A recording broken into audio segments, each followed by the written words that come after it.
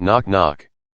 A couple of sexy, scantily clad and soaking wet young women knock on the door of a happily married, middle-aged husband and father of Toa Euro who happens to be home alone on a long, holiday weekend. A Euro in Eli Roth's Knock Knock.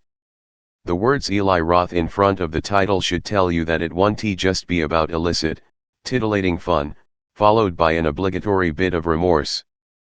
But this time, the longtime horror director doesn't go for the gore the way he gleefully did in his early films, Cabin Fever, Hostel. Instead, he aims to disturb us on a deeper level. He wants to hit us where we live. Literally.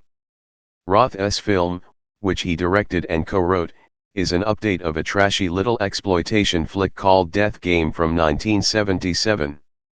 The two actresses who were its stars, Sondra Locke and Colleen Camp, get producing credit here while Camp appears in a brief supporting role as a nosy friend. His intention, he says in the film's press notes, was to demonstrate how much more quickly we experience everything in the social media age Euro, both the delights and the torments Euro, and how the rules of civilized society no longer seem to apply. But he makes his point far clearer in the notes than he does in the movie itself. Roth skillfully builds tension until the moment when everything snaps and goes insane, followed by a series of shrill and repetitive scenes of increasing torture and destruction, all of which leads to the big reveal of what inspired these vicious games. As a piece of social satire, Knock Knock winds up being not just toothless but anticlimactic. But it does feature Keanu Reeves, who's game for all the craziness that comes his way in the leading role. He stars as Evan, an architect living in a coolly sprawling minimalist home filled with colorful, modern art in the hills outside Los Angeles.